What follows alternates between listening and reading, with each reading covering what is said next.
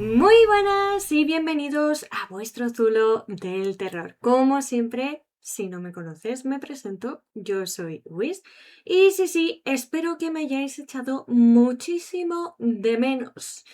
Vamos a comenzar la primavera con algo bien cargadito. Pero antes de comenzar, y como siempre, os recuerdo mis redes sociales, que ya sabéis que por allí siempre estoy activa. Y claro, si pasas por aquí y aún no estás suscrito, no sé a qué esperas. Dale, pero ya, porque estamos cada vez más cerca de los 500 y bueno, estoy que salto. Y muchísimas gracias a todos los que me seguís, a todos los que veis mis vídeos. Sé que estoy muy chiquita, que me queda aún muchísimo que mejorar, pero bueno, poco a poco voy aprendiendo y haciendo las cosas lo mejor que sé y espero que os gusten. Así que bueno, sin más dilación, vamos a comenzar. Espero que tengáis todo listo y preparado, vuestras palomitas y vuestro crucifijo. Así que comenzamos. You are alone, run away now.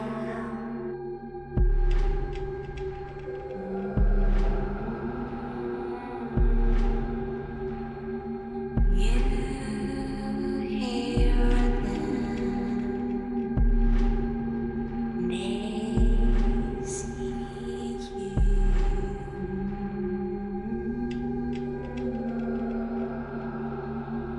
you can't escape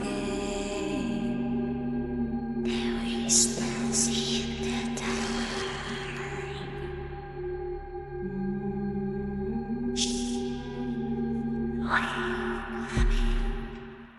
Y bueno, comenzamos, como digo, la primavera con un caso que yo al menos no conocía. Me lo recomendó una colega que me dijo, me gustaría que hablaras de este caso.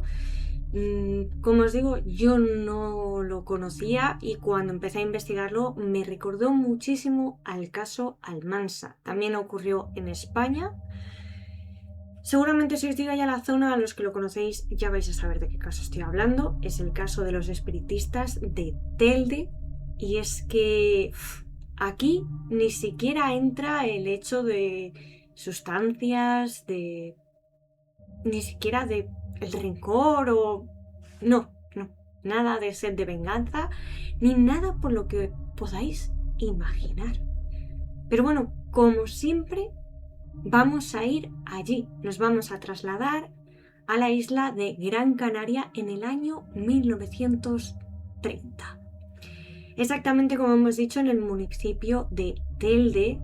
Bueno, pues aún allí era la época en la que aún no había ni siquiera carreteras modernas, ni luz eléctrica en muchísimos hogares, ni siquiera médico al alcance de todos.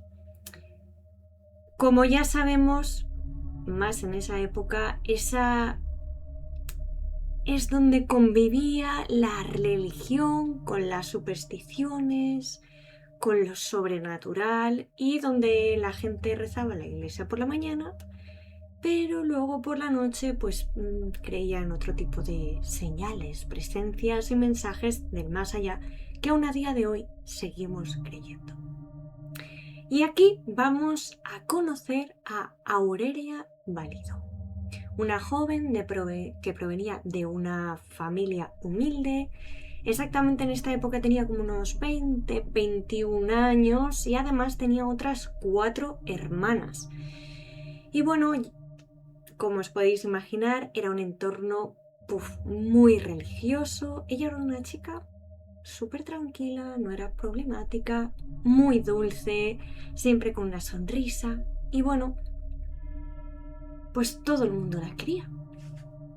Y en esta familia nos vamos a encontrar a Francisco, que es el padre, que era herrero de profesión, y su esposa también, Aurelia Calixto, y las hijas, que serían, aparte de nuestra protagonista Aurelia, serían Juana, María del Pino y Carmen. Bueno, en esta época, como podéis entender, toda la familia hacía por ganar dinero para poder vivir y comer en esa época. Y bueno, los trabajos que hacían ellas, las hijas y la madre, eran de costureras, que en esa época, pues, la verdad que sin las tiendas que hay ahora, pues era un trabajo muy socorrido y que además se necesitaba muchísimo. La familia Valido era muy apreciada, muy querida allí en Telde y, como os decía, era muy católica. En esa época donde también, como os digo, había muchísima atracción por el más allá, aunque ahora está muy visto, ahí había como más práctica. Ahora tenemos conciencia de que hay ciertas cosas que no se deben tocar y de hacer porque puedes atraer a tu casa espectros o peores cosas que no quieres allí. Y bueno, en la casa de los Valido empezaron a ocurrir reuniones. No eran nada de velas ni de rituales satánicos, solo rezos e invocaciones. Y os preguntaréis, ¿por qué? Bueno, pues como todo, es que aparte de tener las 4 hijas, ellos tuvieron a Fernando. Pero Fernando contrajo el tifus y a los 23 años, después de muchos tratamientos convencionales, pues intentaron buscar, vamos a decirlo así, pócimas, limpiezas, rituales espirituales, con la cosa de intentar, pues, salvar a Francisco.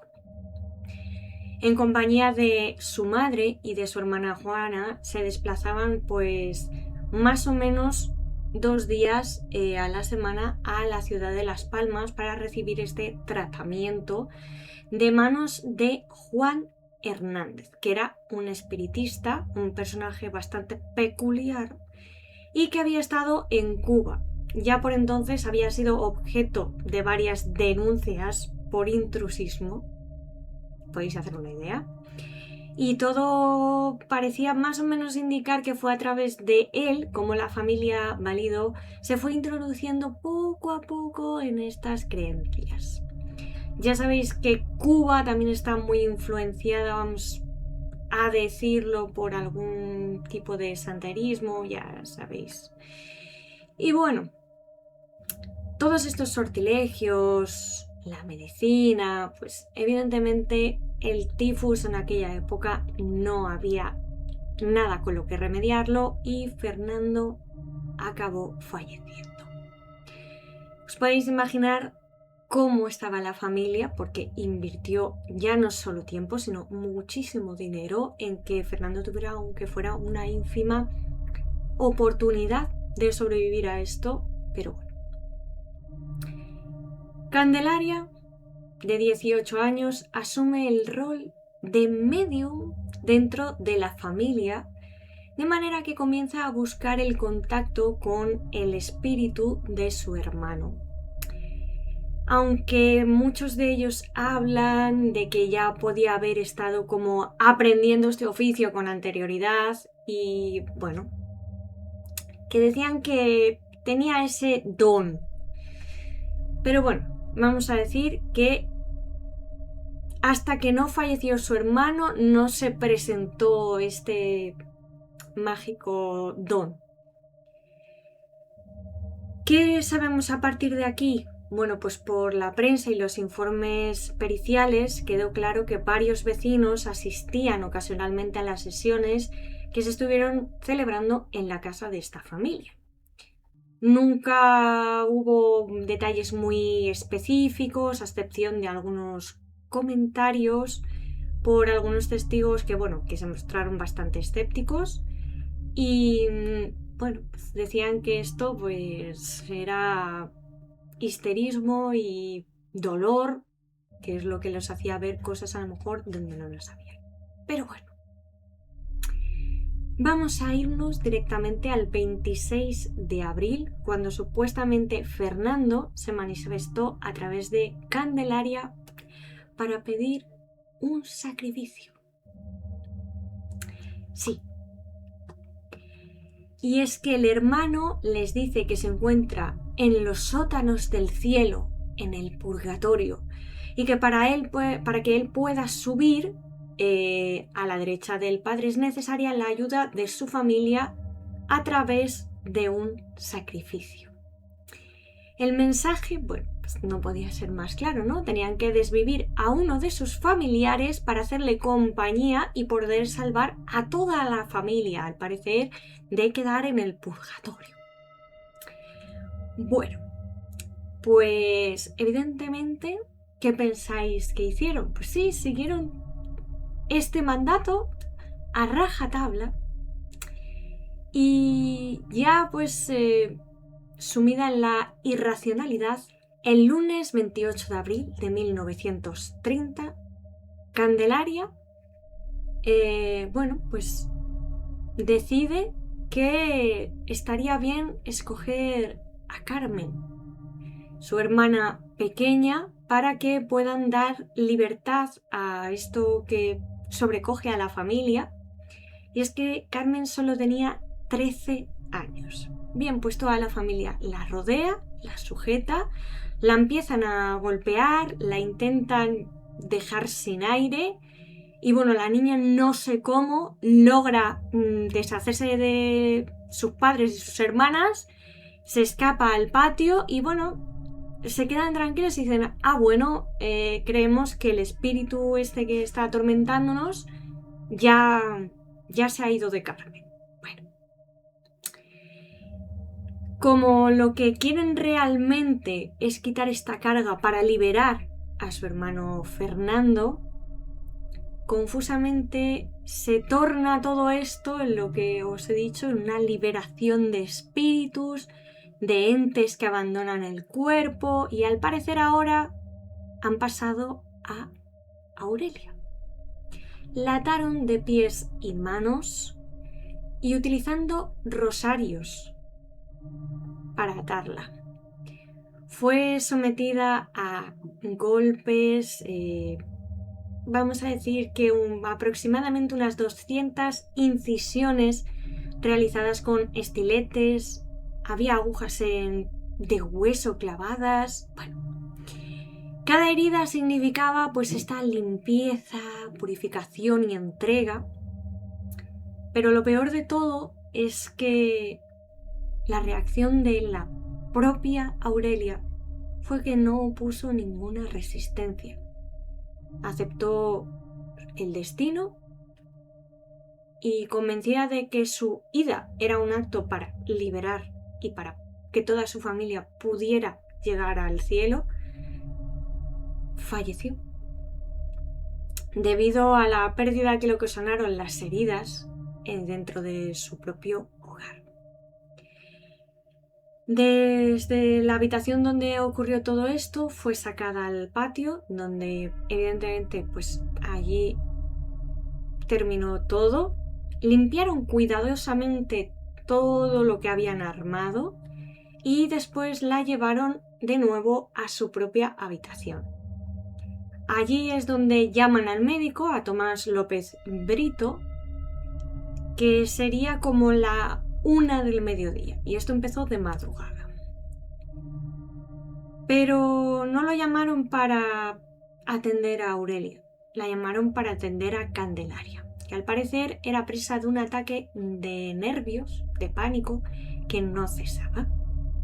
Y es al salir, cuando ve el cuerpo tumbado en la cama, y esto lo deja intranquilo, ¿no?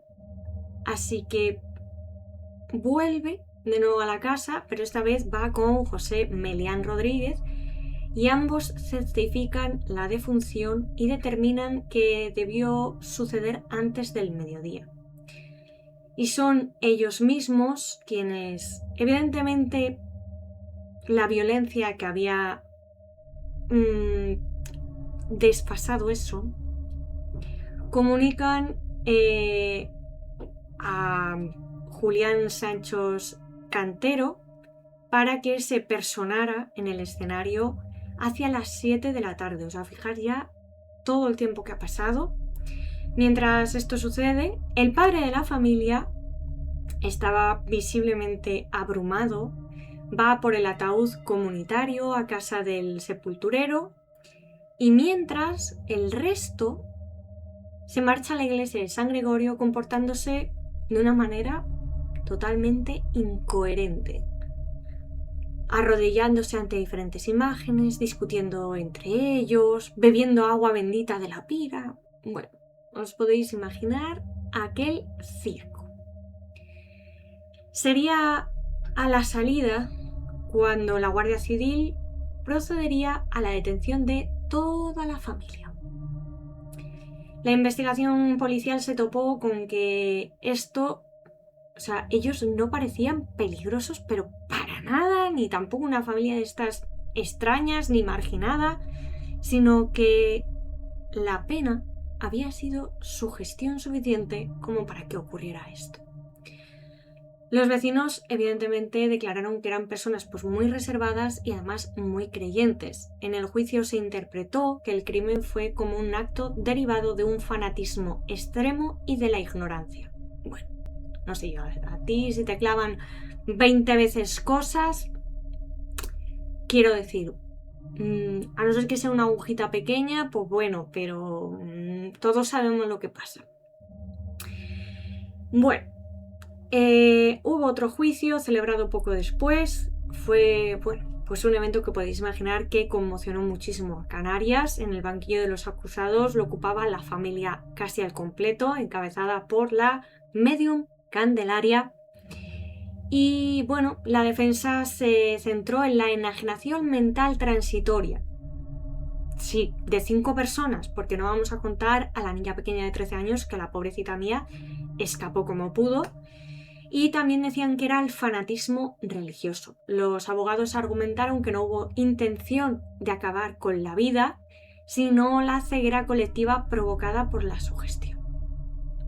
Ya hemos hablado de, evidentemente, que había que hacer un sacrificio y eso entendemos todos que es acabar con la vida de alguien, pero bueno. Sin embargo, la fiscalía fue impecable ante la brutalidad de lo que hablábamos. 200 heridas, si no fueron más, porque os lo estoy redondeando. Y es que vamos a decir que como autora intelectual y directora del ritual, Candelaria recibió la pena más alta y fue condenada a 20 años de prisión. Poco me parece. Para el tribunal, ella era la que movió todo esto, ¿no? A toda su familia en esta, vamos a llamarla como dicen ellos, enajenación colectiva, y los demás participantes y familiares que ayudaron a sujetar a Aurelia o que presenciaron este martirio sin detenerlo, recibieron penas que vamos a decir irrisorias, porque más o menos entre 12 y 15 años de cárcel como cómplices. Y hasta ahí, o sea, este caso me parece, el juez decidió liberarlos por comportamientos inexplicables que tenían y acabaron ingresados en un psiquiátrico y marginados por los vecinos de Telde. Imagino, desde mi lógica, que evidentemente ya no solo el haber perdido a tu hijo, sino que encima haber acabado con la vida de otra de tus hijas, pues no te tiene que dejar muy bien, la verdad. Sí, acabar en un psiquiátrico, bueno, me parece correcto, no sé qué opinaréis vosotros. Yo creo que las penas deberían ser bastante más grandes en general. Nadie acaba con la vida de otra persona a sabiendas y luego dices que, que era enajenación transitoria. No sé si conocíais este caso, si me he dejado algún detalle, he intentado exponeros todo, ya sabéis, sin ningún tipo de morbosidad. Os voy a dejar aquí. El siguiente capítulo que os traigo es bastante curioso también. Además hay una película, yo os lo dejo ahí para que lo cubréis. Y así que nada, mis pequeños seres del Averno, os dejo con vuestras pesadillas. Adiós.